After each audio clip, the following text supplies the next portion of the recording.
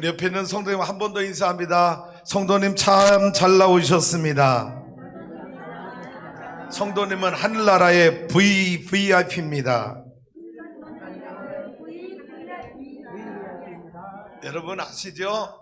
하늘나라에 저와 여러분이 VVIP가 되려면 이 땅에서는 죽도록 충성해야 되는 거예요.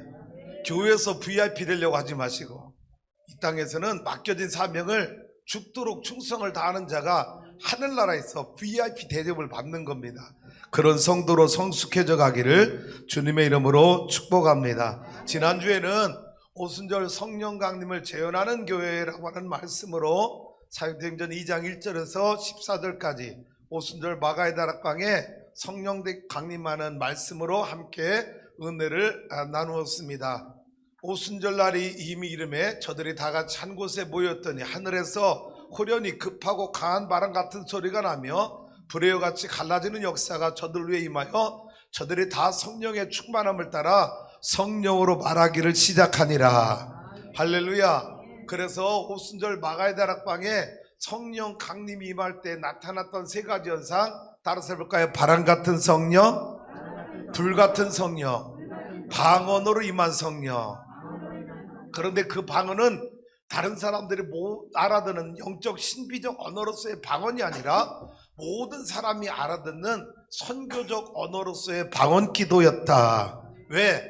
땅끝까지 복음에 뻗어나가려면 내가 하는 방언을 다른 사람이 모르면 안 되잖아요. 그러니까 하나님은요, 창세기 11장에 바벨탑을 무너뜨릴 때 인간의 언어가 하나였던, 그래서 교만하고 하나님을 대적하랬던 인간들을 심판할 때 하나님은 언어를 흩어놓으셨는데 이 흩어진 언어를 오순절 마가의 다락방의 성령 강림을 통해서 하나님은 영적인 언어가 하나 되도록, 할렐루야, 선교적 방언을 오순절 마가의 다락방에 허락해 주신 줄로 믿습니다. 오늘 우리 추수하는 게 성도들이 이 선교적 방언을 할 수 있었으면 좋겠어요. 자기만 알아듣는 방언 기도하지 말고 다른 사람들이 다 알아듣는 방언 기도. 할렐루야. 여러분 제가 설교하는 방언 다 알아듣죠? 감사합니다. 못 알아듣는 성도 없기를 주님의 이름으로 축복합니다. 자, 그래서 오순절 마가의 다락방에 성령 강림이 맞아 베드로가 설교할 때 3,000명이 구원받는 기적, 능력, 표적이 일어나게 된 줄로 믿습니다. 그래서 웨슬레 목사님이 받았던 질문 여러분에게 다시 한번 해보고 싶어요. 웨슬레가 성령 받기 전에 이 질문에 자신 있게 대답하지 못했다고 하는 거죠. 웨슬레 선생님, 당신 안에 내주하시는 성령님이 당신 안에서 당신이 하나님의 자녀인 것을 날마다 증언해주고 계십니까? 라는 질문에 웨슬레는 예수님은 나의 구원자이십니다 라고 대답하지 못하고, 예수님은 세상 사람들의 구원자임을 내가 믿습니다, 그렇게 대답하고 난 뒤 웨슬레는 주여 나의 믿음 없는 것을 불쌍히 여겨달라고 하나님 앞에 통곡하며 기도했다고 하는 이야기가 웨슬레 설교집에 나와 있습니다. 지난 한 주간 여러분 저 험난한 세상을 살면서 성령 내주하시는, 여러분 안에 내주하시는 성령님이 여러분이 하나님의 자녀인 것을 증언해 주셨습니까? 할렐루야. 그 성령님이 내 안에서 너는 하나님의 자녀야, 하나님의 자녀야 증언해 주시기 때문에 죄를 이길 수 있게 되었고 악을 버릴 수 있게 되었고 하나님의 말씀에 순종하게 되었고, 할렐루야, 그런 영적 승리를 경험하고 올라와서 예배하는 성도가 된 줄로 믿습니다.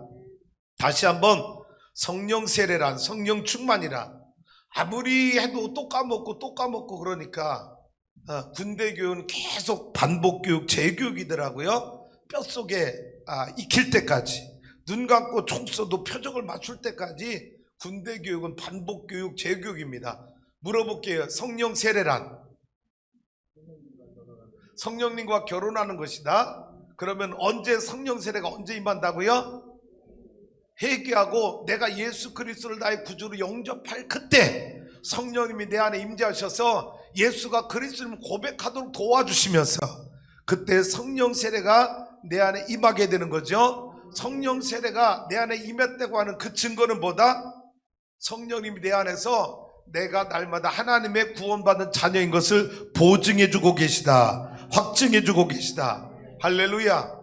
그러면 성령 충만이란 무엇인가? 성령 세례는 성령님과 결혼했어요. 어떻게?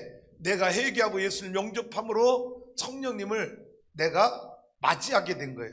세례받고 결혼을 하게 된 거죠. 그래서 나의 구원의 보증자가 되시는데, 성령 충만은 이미 성령과 결혼했으니까 성령과 결혼을 한 번 하는 거라고 그랬어요. 결혼은 이례적, 단회적 사건이다. 근데 성령 충만은 반복적으로 일어나야 되는 거예요. 부부지간에 결혼할 때만 사랑이 있으면 됩니까? 결혼하고 난 데도 계속 뭐 해야 돼요? 사랑에 빠져 살아야 되죠. 할렐루야. 사랑에 뭐에 살아야 돼요?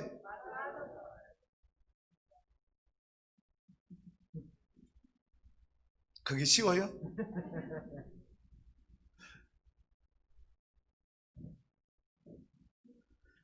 성령 세례란 성령님과 사랑에 빠져 사는 세상을 의미하는데, 보세요.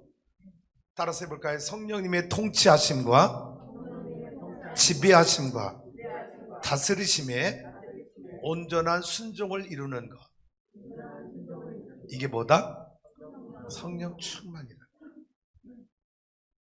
성령 충만은 성령님과 성령세를 통해서 성령과 결혼한 사람들이 성령님과 사랑에 빠져 사는 삶이 성령 충만인데, 그 사랑에 빠져 산다는 표현이 뭐냐? 내 안에 내주하시는 성령님이 나를 통치하시고 지배하고 다스리실 때에 내가 온전한 순종으로, 온전한 기쁨으로 성령님께 순종하며 사는 것, 이것이 뭐다? 성령 충만이다. 그때 맺어지는 열매가 뭐다? 성령의 9가지 열매, 사랑과 희락과 화평과 오래 참음과 자비와 양선과 충성과 절제니. 할렐루야.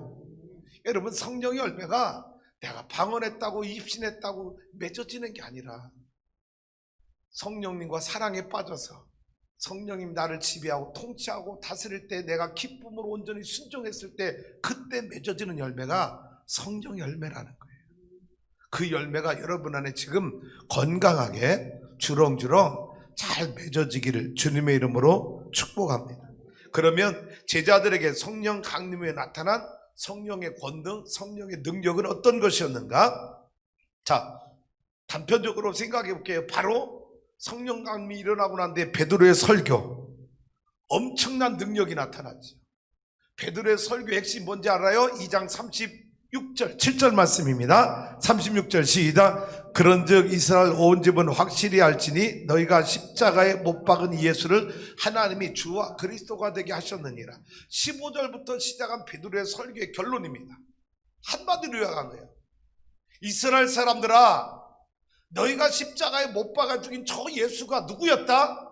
하나님이 너희 위에 주와 그리스도가 되게 하셨느니라. 할렐루야. 이게 베드로 설교의 결론이었습니다. 이 설교를 들은 이스라엘 백성들의 반응이 뭐였어요? 37절입니다. 시작. 그들이 이 말을 듣고 마음에 찔려 베드로와 다른 사도들에게 물어 이르되 형제들아 우리가 어찌할꼬. 때로는 여러분 설교를 들으면 여러분 마음에 찔림도 와야 되는 거예요. 교훈과 책망과 바르게 함과 의로 교육하게 유익하니. 할렐루야. 설교는 이 4가지 기능이 다 들어있는 거예요. 그러니까 어떤 때는 여러분 이렇게 생각하는 분 있습니까? 목사님 오늘따라 왜 설교가 세지? 목사님 왜 말씀을 때리지? 여러분, 그렇게 느끼는 성도는요 어떻게 되죠? 하나님 나에게 회개할 게 있다는 사인이구나. 그 성도는 성숙한 성도인 거죠. 근데 목사님이 오늘 설교를 나를 쳤어, 그리고 시험 들잖아. 그 사람은 성령의 사람이 아니라 사단이 충만한 사람입니다. 위험한 성도죠. 오늘 하나님이 나와 여러분에게 어떤 말씀을 주시든지, 때로는 찔림의 말씀 주시더라도 회개하는 능력 있기를 주님의 이름으로 축원합니다. 그러니까 이 성도들에게 베드로가 뭐라고 말했어요? 38절 가볼게요. 시작. 베드로가 이르되 너희가 회개하여 각각 예수 그리스도 이름으로 세례를 받고 죄사함을 받으라. 그리하면 성령의 선물을 받으리니. 할렐루야. 말씀을 듣고 찔려 어찌할꼬 가슴을 치는 이스라엘 백성들에게 베드로의 이어진 설교입니다. 대답이죠. 너희가 회개하여 각각 예수 그리스도 이름으로 세례를 받고 제사함을 받으면 너희에게 성령이 임할 것이다. 세례 요한이 베풀었던 물 세례뿐만 아니라 베드로가 지금 설교한 내용은 뭡니까? 여러분에게는 성령 세례도 받을 수 있습니다. 성령 세례가 여러분에게 임할 것입니다. 할렐루야. 41절 42절 가볼까요? 시작. 그 말을 받은 사람들은 세례를 받음에 이날에 신도의 수가, 여러분 성령 받고 난 뒤에 제자들에게 어떤 성령의 권능 능력이 나타났습니까? 베드로의 설교에 3,000명이나 회개하고 주님께 돌아오는 구원받는 백성들이 생긴 거죠. 42절입니다. 시작. 그들이 사도의 가르침을 받아 서로 교제하며 떡을 떼며, 그러고 난 뒤에도 이 성도들이 회개하고 여러분 성령 세례 받고 난 뒤에 또 한 일이 뭡니까? 사도한테 가르침을 받고 성도의 교제를 나누며 떡을 떼며 오로지 기도하는 일이 또 전념하는 거예요. 할렐루야.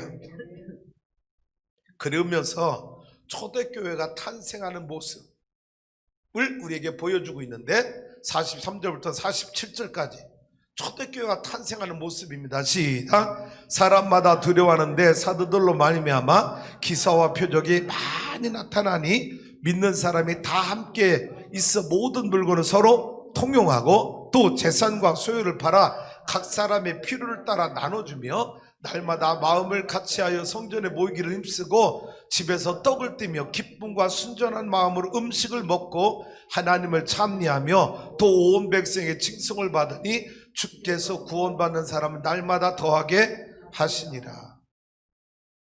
여러분 베드로의 설교로 3,000명이 구원받았어요. 그리고 그들이 모이기에 힘씁니다. 초대교회가 이루어지는 거예요. 그래서 초대교회 시작은요 이런 공동체라고 말할 수 있어요. 따라서 합니다. 성령 공동체. 무슨 공동체? 성령 공동체입니다. 성령 강림을 시작으로 성령 충만한 베드로의 설교를 듣고 성령 세례를 받고 또 모여서 기도하고 가르침을 받고 서로 물건을 공유 함께 나누고 부자들은 자기의 소유를 팔아 가난한 자들 나눠주며 이 공유의 삶, 이것이 초대교회의 시작이었고 이 초대교회의 시작은 성령 공동체로 출발했다는 겁니다. 오늘 우리 추수하는 교회가 초대교회를 닮아가려면 나와 여러분이 개인적으로 성령 충만해서 우리 교회가 성령 충만한 교회 되므로 성령 공동체를 이루는 추수하는 교회가 될 수 있기를 주의 이름으로 축원합니다. 축원합니다. 할렐루야. 설교의 능력이 나타난 거예요. 또 성령 받은 이 제자들에게 어떤 성령의 권능이 나타났습니까? 오늘 43절로 한번 앞으로 가볼게요. 43절 자 읽어봅니다. 43절 시작.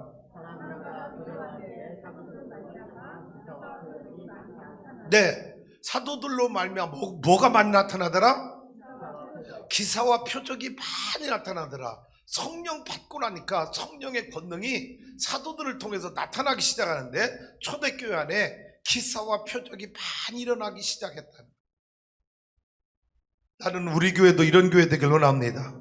여러분 담임 목사도 성령 충만해서 성령의 권능이 있는 목사로 하나님 앞에 쓰임받길 원합니다. 그래서 이종의 사역, 우리 교회 사역 가운데 기사와 표적도 많이 일어나는 축복의 제단이 되기를 소망합니다. 할렐루야. 앞으로 아멘한 자에게는 기적과 표적을 경험하는 성도가 되게 하실 줄로 믿습니다. 아까 세게 하지 그랬어요. 충청도라 한 박자 늦잖아요. 그러면 여러분 기사와 표적이 사도들로 많이 나타났다고 했는데 여러분 그 기사와 표적의 첫 번째 소개가 오늘 사도행전 1장 1절부터 3장 1절에 10절까지 나온 게 이 기사와 표적에 대한 소개입니다. 뭐예요? 안진뱅이가 베드로의 복음을 통해서 일어나게 된 기사와 표적이 첫 번째 소개되고 있는 거예요. 자, 이제 3장 1절로 돌아가 보겠습니다. 다 같이 한번 읽어보죠. 시작.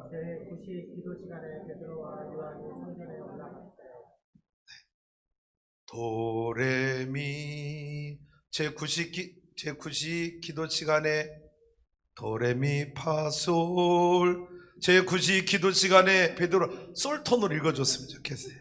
다시 한번 시작. 제9시 기도 시간에 베드로와 요한이 성전에 올라갈세. 할렐루야. 네. 자, 시간을 가르쳐 주는데 언제라고 말하고 있습니까? 그러면 여러분 잘 보세요. 설명을 드릴게요. 이 당시에 유대인들은 율법을 신봉하고 있던 이스라엘 백성들은 하루에 3번씩 성전 기도를 드렸다는 것입니다. 3시, 6시, 9시. 자, 그럼 우리나라 시간으로 다시 바꿔볼게요. 여러분 유대인 시간에 항상 우리나라 시간 6시간을 더하면 우리 시간이 되는 거죠. 3시면 언제일까요? 9시입니다. 6시면 12시 정오, 9시면 오후 3시. 그러니까 9시니까 언제예요? 오후 3시입니다. 그럼 이날이 언제냐? 자, 2장 15절로 앞으로 가볼게요. 15절 말씀 보세요. 스크린 보고 읽어보세요. 시작. 때가 제3시니 너희 생각과 같이 이 사람들이 취한 것이 아니니라. 때가 몇 시라고요? 그럼 우리나라 시간으로 오전이 아침이요? 저녁이요? 자, 그럼 잘 봐요. 자, 유대인들은 하루에 3시, 6시, 9시 3번 성전에서 늘 기도하는 습관이 있었다고 그랬는데, 자, 이 말이 뭡니까? 너희 생각과 같이 이 사람들이 취한 것이 아니다. 오순절 마가의 다락방에 120모두가 성령 강림을 체험하고 나서 성령으로 말하게 되면서 방언 기도하니까 여러분 천약 갖고 흩어져 있던 유대인들이 와서 보고 뭐라고 말했어요? 야, 이 사람들 술 취한 사람들이구나. 베드로가 뭐라고 말하는 거예요? 무슨 말이야? 누가 술을 아침부터 처먹어? 지금 때가 몇 시인데? 오전 아침 9시야. 누가 아침 술부터 먹느냐고. 그러면 여러분 이날이 언제예요? 오순절 성령 강림이 임한 날입니다. 성령 강림은 그럼 언제 일어난 거예요? 적어도 9시 이전에 일어난 거예요.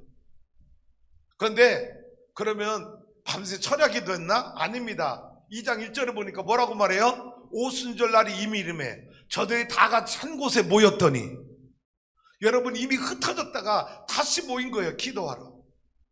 또 혹시 철학이 됐어도 밤에 자고 아침에 일어나 다시 기도하기 시작한 겁니다. 여러분 오순절 날 성령 강림이 아침에, 적어도 새벽 아니면 이른 아침 9시 전에 성령 강림의 역사가 충만하게 일어난 거예요. 할렐루야. 그런데 여러분 기도 생활 해봤지요? 성령님이 내 안에 내주하시는 함께하는 은혜를 내가 무릎 꿇자마자 느낍니까? 아니에요. 제 경험에 의하면 내 기도가 어느 정도 깊어졌을 때, 그때 성령님이 내 안에 충만하는 걸 내가 느끼는 거죠. 그러면 여러분 이때 이들이 여러분 짧은 시간 기도해서 성령 충만이 임한 게 아니라 적어도 몇 시간은 뜨겁게 기도했을 때 성령 충만이 임했고, 그리고 베드로가 일어나서 설교를 시작할 때, 여러분들아, 아니 지금 아침 9시인데 이 사람들이 낮술에 아침술에 취한 게 아니라 성령의 새술에 취한 것이라. 그리고 설교에서 3,000명이 회개하고 세례받았잖아요. 그리고 다시 1절로 들어갑니다. 1절 다시 읽어봐요. 시작. 자, 오순절 아침에 성령 강림이 임했어요. 9시에 베드로의 설교가 시작되었어요. 그리고 3,000명이 회개하고 구원받았어요. 그리고 난 뒤에 오후 3시 베드로와 요한이 어디 가고 있어요? 왜 올라가요? 기도하라. 습관에 따라서 유대인들 3번 기도하러 올라간 습관에 따라서 요한과 베드로가 성전에 또 기도하러 올라가고 있어요. 근데 여러분 신기하잖아요. 뭐가? 베드로와 요한은 성격이 어떤 사람이에요? 갔다 왔다 어떤 사람이라 가르쳐. 베드로와 요한은 성격이 어떤 사람이에요? 유사한 성격을 가지고 있습니까? 서로 완전히 상극적인 성격을 가지고 있습니다. 굉장히 극단적 성격을 가지고 있어요. 베드로는 어떤 사람이죠? 다혈질, 직진형, 나대기 좋아했죠. 그렇다고 아니 너 왜 그래? 누가 이 시간에 까똑 보는 바보가 어디 있어? 이제 안 날 거예요. 그럼 여러분 사도 요한은 어떤 성격 사람이에요? 요한은 여러분 성경에 요한에 대해서 항상 사랑의 사도 요한, 아주 사랑이 많아요. 그리고 나대기 좋아하지 별로 안 해. 뒤에서 늘 남모르게 섬기고 사랑하고 도와주는 일, 그런 일을 잘했던 사도가 이 요한이에요. 성격이 두 사람이 같이 가서 기도하면 싸움날 성격들이에요. 그런데 둘이 같이 기도하러 올라갑니다. 그러다가 안전뱅이를 고치는 거예요. 자, 나는 우리 이 말씀을 묵상하면서 우리 성도들에게 여러분 교회에서 성전에서 봉사하고 사역을 할 때 여러분 동역자가 필요하다는 거예요. 이렇게. 할렐루야. 혼자 신앙생활 잘할 수 없어요. 반드시 기도할 때도 기도 동역자가 필요하고요, 전도할 때도 전도 동역자가 필요하고, 봉사할 때도 봉사 동역자가 같이 하는 일꾼이 필요해요. 그래서 성경 보세요. 아론과 훌, 여호수아와 올리압과, 여긴 또 몰라? 올리압과 불사래. 전도할 때 한 명씩 나가랐어요? 둘씩 짝지어 나가랐어요? 둘씩 짝지었어요. 베드로와 요한은 맞을 것 같이 하는 성격의 소유자들인데, 놀라운 건 성령 충만을 받으니까 이들이 함께 팀 사역을 하는 거예요. 할렐루야. 어제 말레이시아 속 신방을 했는데요, 우리 김경숙 장로님 가정에서 예배를 드렸어요. 배영철 성도님도 함께 예배 드렸어요. 예배 끝나고 다과를 나누는데 우리 배영철 성도님 막 얼마나 말씀을 재밌게 하시는지, 막 저번에 장미 심고 토마토 심고 고추 심고 막 수박 심어놓고 사람들이 와서 매일 사진 찍고 있다, 막 밖에 나가면 나한테 물어봐가지고 귀찮아서, 설명하기 귀찮아서 사람들 여기 왔다 갈 때는 안 나간다, 새벽 5시에 나서 정원을 돌본다, 퇴근하면 뭐 한다, 아내가 용돈 주면 매일 씨앗 싸고 인터넷 주문하고, 막 장미를 여러분 봄에 피는 장미, 가을에, 여름에 피는 장미, 가을에 피는 장미 다 따로따로 심었다, 막 얼마나 재밌어서 얘기를 하는지. 그리고 식당 가서 식사를 하는데 이번엔 연애사 어떻게 해서 경숙이를 만났고, 막 이 연애사를 또 막 그냥 얼마나 재밌게 말씀하시는지. 근데 신기한 거 있죠. 두 분은 만나서는 안 될 사람이 만났어요.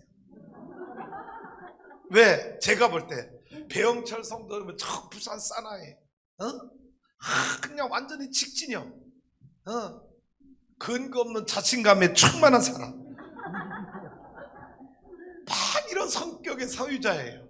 근데 우리 김경숙 장로님 여러분 보시잖아요. 얼마나 그냥 여성스럽고 다소곳하고 네, 그러신 분이잖아요. 그렇다고 속이 없다고 생각하지 마세요. 우리 장로님도 다 계획을 가지고 계세요. 여러분, 그런데 제가 볼 때 이 두 분이 이렇게 행복한 가정을 이룬다는 게 얼마나 신비롭던지. 아마 둘 중에 한 사람이 성령의 사람일 것 같아요. 할렐루야. 여러분, 가정에 부부싸움 안 일어난 이유가 둘 다 성령의 사람이든지, 적어도 한 사람이 성령의 사람이면 부부지간에 문제 안 생겨요. 어제 이런 얘기까지 들었다요? 배영철 성도님 여동생 이런 얘기까지 해줬대. 우리 김경수 장로한테 이렇게 우리 오빠 바람 필지 몰라, 너무 여자들을 좋아하고 나대길 좋아하고 그런 성격이라 여자들한테 인기 좋아서 바람을 필 수도 있어. 근데 지금 그런다는 거예요. 그 여동생이. 오빠 신기하다, 어떻게 바람 안 피고 이렇게 한 가정을 잘 다스리며 가장의 노릇을 잘하는데 오빠 존경스러울 정도로 여동생이 오빠를 그렇게 인정해 준다. 우리 김경수 장님 뭐라고 말씀하시는지 알아요? 그런 줄로 믿고 산다는 거예요. 할렐루야. 예. 여러분 두 분이 맞을 수 없는 성격인데 너무나 행복하게 잘 사는 모습을 어제 보면서 얼마나 기뻤는지 모릅니다. 우리 성도 여러분, 교회 안에서 저 사람은 이래서 안 맞고 그렇게 하지 마세요. 그건 내가 성령의 사람이 아닌 걸 증거하는 거예요. 할렐루야. 성령의 사람은요, 모든 사람과 화합할 줄 알고 연합할 줄 알고 하나 될 줄 아는 게 성령의 능력을 가진 사람인 줄로 믿습니다. 자, 2절 가볼게요. 시작. 나면서 못 걷게 된 이를 사람들이 메고 오니 이는 성전에 들어가는 사람들에게 구걸하기 위하여 날마다. 언제부터 못 걷게 되었다고 그래요? 그러면 여러분 선천적 장애입니다. 그래서 이 사람이 살 수 있는 방법은 딱 하나입니다. 성전에 많이 출입하는 사람들에게, 종교적 양심을 가지고 사는 사람들에게 도와주세요. 여러분 구걸해서 하루하루 먹고 사는 게 이 사람의 직업입니다. 자, 그러면 한번 물어볼게요. 하루에 3번씩 성전에 기도하러 가는 유대인들에게 성전 문 앞에서 날 때부터 걷지 못하는 이 여러분 구걸하는 거린이 그 사람들에게는 있어야 될까요? 없어야 될까요? 왜 있어야 된다고 생각하십니까? 네, 유대인들에게는요, 이 성전 앞에서 구걸하는 사람이 없으면 안 됩니다. 왜? 자기가 이 사람에게 적선해서 구절해서 내가 하나님 앞에 선한 일, 상급받은 일, 착한 일 했다고 하는 영적인 위안을 스스로 갖기 위해서, 그렇다고 엄청난 헌금하는 거 아닙니다. 구제하는 거 아니에요. 달랑 던져주는 거예요. 이걸 가지고 뭐냐? 내가 오늘 해야 될 선행을 다 했다라고, 율법을 다 지켰다라고 생각하는 위안을 받는 유대인들에게는 이 성전 비문에 앉아서 구걸하는 이 사람이 반드시 필요했던 사람. 지난주 수요일날 우리 노 목사님 설교하는데 재미난 얘기 하더라. 우리 노 목사님 많이 지혜로워졌어요. 저희 교회 구제연금 받으러 오는 분 한 달에 한 100여 명 되는데 2,000원씩 주잖아요. 여러분 적은 거 아니에요? 적은 건데, 우리가 볼 땐 적은 건데 이분들이 볼 땐 굉장히 크다고 생각하는 거예요. 다른 교회는 1,000원밖에 안 주는데 우리는 2,000원 주잖아요. 2배 많이 주잖아요. 근데 우리 노 목사님 뭐라고 말하냐면, 뭐라고 이렇게 했대요. 화요일부터 금요일까지 아무 때나 찾아오니까 업무를 못 하는 거예요. 또 어떤 때는 밖에 나가서 일하다 보면 이분들이 와서 한참 기다리는 때 앞에 때. 그래서 이분들 출근 날짜를 주 1회 출근하도록 수요일 날로 나오게 해달라고 합의를 봐서 수요일 날만 구제금을 주는, 그렇게 한다 그래요. 그리고 또 하나는 이런 얘기 제안을 하더라고요. 안구 인식하는 자판기가 있었으면 좋겠다. 거기다가 구제금을 넣어놓고 지문 인식이나 안구 인식을 해서 한 주에 한 번만 받아가도록 자동 기계로, 그런 기계가, 자판기가 있었으면 좋겠다. 그런 얘기까지 하더라고요. 여러분, 우리가 그거 구제한다고 우리가 크게 상급받을 일도 아니에요. 자랑할 일도 아니에요. 자, 지금 성전 비문 앞에 유대인들은 이 안진뱅이에게 적선하는 게 자기들의 선한 일을 행한다고 하는 상급받을 일로 이들이 필요했다고 생각을 했어요. 그래서 반복적으로 동전 떨어주는 게 이들에게는 즐거움이고 낙이었을 수도 있습니다. 그런데 여러분 3절 가봅시다. 시작. 그가 베드로와 요한이 성전에, 당연히 성전에 기도하러 가는 사람이니까 뭐하죠? 구걸하는 걸 도와달라. 4절입니다. 시작. 베드로가 요한과 더불어 주목하여 이르되, 아니 여러분 생각해 보세요. 이 거린이 도와달라고 할 때 그동안 이 성전에 출입한 수많은 사람들이 이 거린에게, 여보시오 형제님, 우리를 나를 좀 봤어요. 내 눈을 쳐다봐 주세요. 한 번이라도 이 사람의 눈빛을 여러분 요구한 사람이 있었을까? 시간 낭비였겠죠. 왜? 빨리 착한 일하고 들어가면 되는데 왜 굳이 베드로와 요한은, 이 더불어라는 말이 얼마나 성경에서 좋은 말인데 우리나라에서 이상해진 것 같아요. 여러분, 아니 우리를 보라. 그냥 적선해주고 들어가면 되잖아요. 그리고 5절 보세요. 시작. 그가 그들에게서 무엇을 얻을까요? 바라보거늘. 지금까지 나를 봐달라고 한 사람이 없어. 다 여러분 내밀면 그냥 땡그랑 다 접선하고 갔는데, 아니 이 사람 누군데 나를 자기를 봐달라고 말이야. 주목. 어디를 봐야 돼? 주목하면 그 사람 눈빛을 봐줘야 되잖아. 저는 어떤 의미로는 여러분, 요한과 베드로가 이 맹인에게 눈빛을 통해서 인격적 만남을 먼저 원했던 건 아닌지. 그런데 여러분, 이 안진배 입장에서는 보라 할 때 여러분 베드로와 요한을 볼 때 뭘 기대했을까요? 무엇을 얻을까 하여.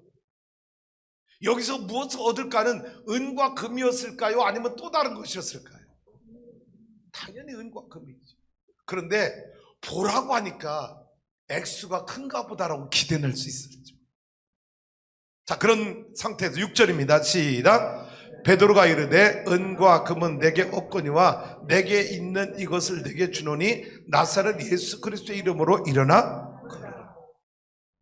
뭐는 없다는 거예요? 여러분, 은과 금은 내게 없어. 형제 없어. 이 소식이, 이 말이 이 여러분 안진뱅에게는 복음입니까? 절망입니까? 절망인 거예요. 복음이 아닌 거예요.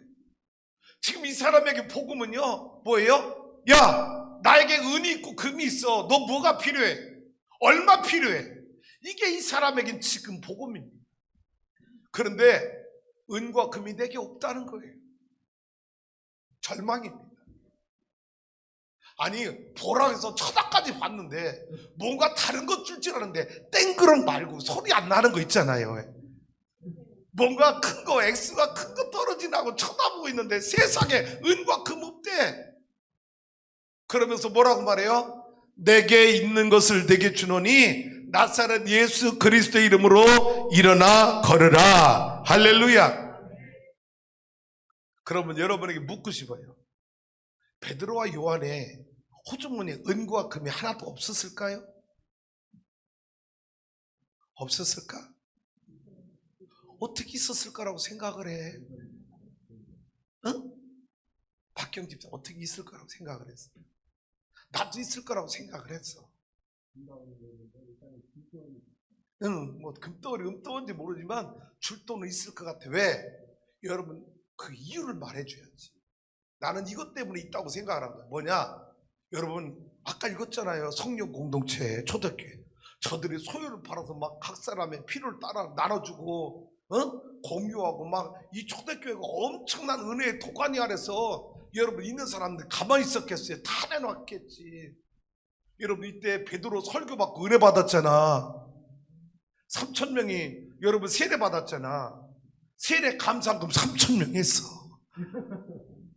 여러분 지금 베드로와 요한이 은과 금이 없는 게 아닙니다. 앞에 단락을 보면 오늘날로 표현할게요. 이 베드로와 요한에게 초대교회가 여러분 목회 활동비 많이 준 거예요. 줘봤어야지 볼. 많이 준 거란 말이야. 없는 게 아니야. 근데 없다는 표현을 두 가지로 이해해 보세요. 하나는 있지만 내 것이 아니다 라는 표현하고, 또 하나는 있지만 너에게 지금 필요한 건 은과 금이 아니다. 내가 너에게 진짜 주고 싶은 것이 있는데 은과 금보다 더 소중한 게 있는데 뭐냐? 예수 그리스도의 이름으로 일어나 걸으라. 걸으면 너 끝나는 거 아니야. 할렐루야. 베드로와 요한의 마음속에는 은과 금이 있어도 그걸 주고 싶었던 게 아니라 성령을 받고 나니까 예수의 능력, 예수의 권능으로 이 사람을 일으켜 놓으면 더 이상 이 사람은 구걸하러 다니지 않아도 되는 새 생명을 사는 축복을 예수 그리스도의 이름으로 주고 싶었던 것이 베드로의 마음이었다는 거죠. 할렐루야. 7절로 가볼게요. 여기서 찬양합시다. 찬양. 제가 옛날에 이 찬양 부르면 얼마나 어렸을 때 은혜 받았는지 몰라요? 여러분 이 찬양 나와 여러분이 이 베드로가 되어서 이 안배를 일으킨다는 믿음을 가지고 찬양합시다.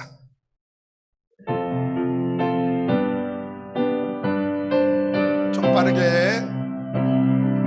금과 은 나 없어도 내게 있는 것 내게 주니 곧 나사렛 예수 이름으로 일어나 걸으라.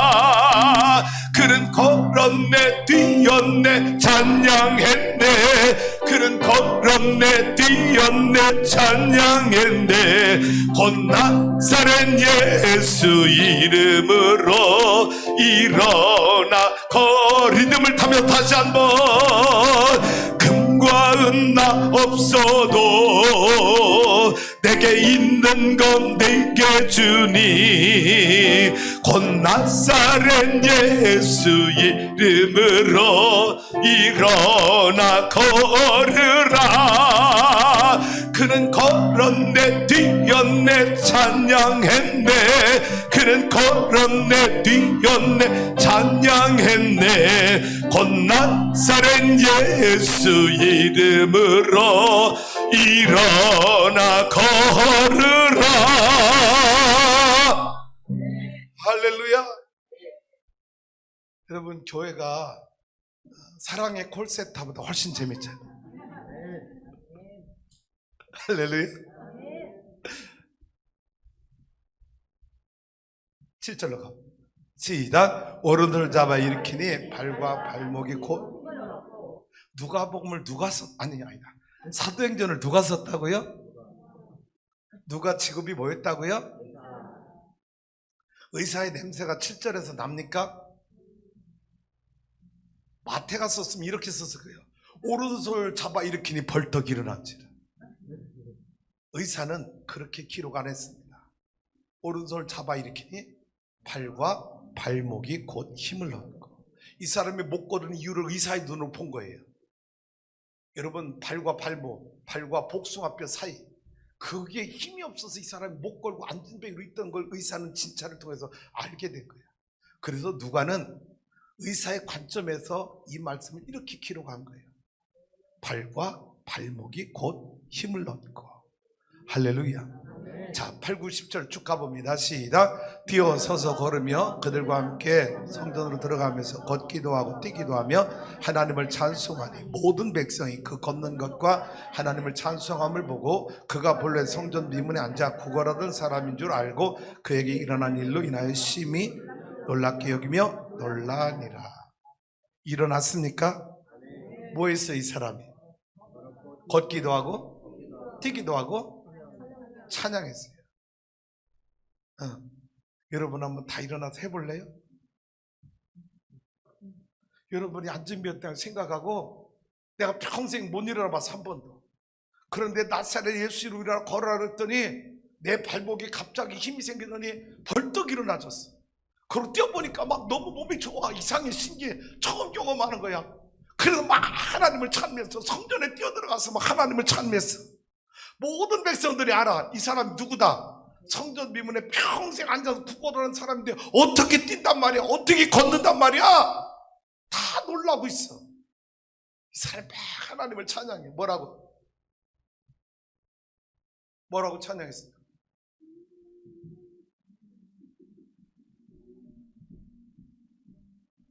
내가 여러분 다 일어나서 이거 한번 여러분이 앉은 데 일어났다고 생각을 하고 뛰어보라고 하고 싶은데 하기 싫어? 내가 그래서 주일 예배 안 가는 거라고. 목사님은 내가 교회 가면 꼭 일어나서 뛰어보라고 하고 말이야. 유치원생도 아니고 내가 마음으로 인격적 그렇구나, 아멘, 그런 일이 있을 수 있구나. 그러면 됐지 뭘 일어나 뛰기까지 하라고 하냐고. 그런 성도 우리에게는 없지만 할렐루야. 여러분 집에 가서 마음껏 뛰어보세요. 영상을 찍어서 보내줘보세요. 제가 여러분 믿을 수가 없어. 자, 그러면 생각해 보세요. 어떻게 안진뱅이를 일으킬 수 있었는가? 그 비결이 무엇인가? 비결 첫 번째입니다. 안진뱅이를 일으킨 비결 첫 번째, 시작. 성령 충만을 지속하기 위하여 성전으로 기도하러 가다가 기적을 일으켰다. 아침에 성령이 임해서 이른 아침 9시에 베드로의 설교를 통해 3,000명이 구원받았어요. 그리고 오후 3시에 성전에 또 기도하러 갑니다. 여러분, 베드로가 지금 성령 충만해요? 안 해요? 이미 충만해요. 그런데 뭐 하러 가요? 성전에 기도하러. 성령 충만할 때, 충만을 유지하기 위해서 또 기도하러 갈 때, 이때 누구를 고쳤다? 안전병을 일으켰다는 거예요. 할렐루야. 두 번째는요, 시작. 예수 그리스도의 이름의 능력을 믿고 선포할 때 기적이 일어난다. 할렐루야. 그런데 여러분, 이게 언제 가능했냐는 거예요. 다시 물어볼게요. 베드로가 성령 받기 전에 일할 수 있었을까요? 그러면 이 일을 가능했던 게 뭐예요? 결론입니다. 성령 받았기 때문에 안전벨 일으킬 수 있었다는 거예요. 뭐 있기 때문에? 그럼 나는 여러분에게 질문하고 싶어요. 내 자신에게도 동일한 질문입니다. 나는 성령 받기 전에 베드로처럼 살길 원하는가? 성령 받고 난 뒤에 베드로처럼 살길 원하는가? 다시 질문해 볼게요. 나는 성령 받기 전에 베드로처럼 살길 원하는가? 성령 받고 난 뒤에 베드로처럼 살길 원하는가? 정말이죠? 진심이죠? 그렇게 되길 원합니다. 저도 그러고 싶어서 저녁에 9시에 많은 시간 기도 못하지만 매일 성전에 나와서 기도했어요. 함께 기도하는 여종들이 계시고, 저는 낮 12시에 나와서 기도하는 성도들도 계시고. 할렐루야. 여러분, 성령 충만을 유지하기 위해서 기도합시다. 더 충만하기 위해서 기도합시다. 우리 성도님들, 이 사도행전 1장 10절 안전병 일으킨 사건을 베드로와 요한이 동역해서 안전병을 일으켰다는 기적으로만 보지 말고요, 뭐로 보느냐? 성령 받지 않았다면 일이 일어날 수 있었을까? 성령의 충만함을 이들이 경험하지 않았다면 예수 이름의 능력을 선포할 수 있었을까? 성령 받았기 때문에 가능했다고 하는 관점으로 이 말씀을 보길 원합니다. 사도들로 말미암아 표사와 기적이 많이 나타나니 그 첫 번째 기적을, 표적을 지금 소개한 거예요. 뭐 받고 나니까? 성령 받고 나니까. 오늘 우리 성도 여러분, 나와 여러분 안에 성령님을 사모하고 성령 충만을 갈망하고, 그래서 내 의지적 결단이 아닌 지식과 상식이 아닌 성령의 능력 안에 붙잡혀 순종하며 쓰임받는, 그래서 나도 놀라는 기적을, 표적을 많이 경험하는 우리 추수하는 교회, 저와 여러분이 될 수 있기를 주님의 이름으로 축복합니다.